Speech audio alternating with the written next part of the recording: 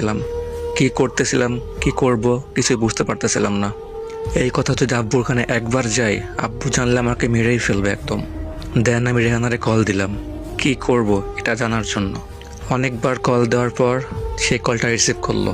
Hello, কই ছিলে তুমি? এতবার কল দিলাম, কল রিসিভ করো না কেন? মাত্র স্কুল থেকে আসলাম। কেন? তোমার আব্বু তো আমাদের এখানে আসছে, কি করব এখন আমি? কি বলো? বলতেছে দেখা করতে। এই তুমি মজা করতেছো না তো? আরে মজা করবো কেন, সত্যি। আচ্ছা, তো দেখা করো। যদি বাসায় আসতে চাই তাহলে কি করব? নিবা? আব্বু আমাকে মেরে গাঙ্গে ভাসাই দিবে একেবারে, বুঝছো? দেখা না করলে আব্বু অনেক কষ্ট পাবে। সেটাই তো ভাবতেছি, কি করা যায় বলো তো। ওর সাথে কথা বলে কিছুই বুঝতে পারতেছিলাম না কি করব। দেন বালিশটা মাথার উপরে দিয়ে চাপ দিয়ে শুয়েছিলাম। এরপর থেকে রেহানার সাথে আমি কোনোভাবেই কন্ট্যাক্ট করতে পারতেছিলাম না। সব জায়গা থেকে অফলাইন। কি হয়েছে কিছুই বুঝতে পারতেছিলাম না। বুক ভরা কষ্ট নিয়ে কাটতেছিল দিনের পর দিন আমার। এরপর হঠাৎ একদিন।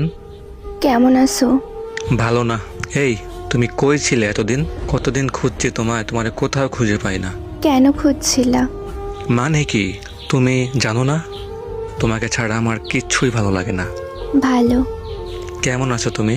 জানি না। কেন? প্লিজ বলো না। তুমি সত্যি জানতে চাও আমি কেমন আছি? হুম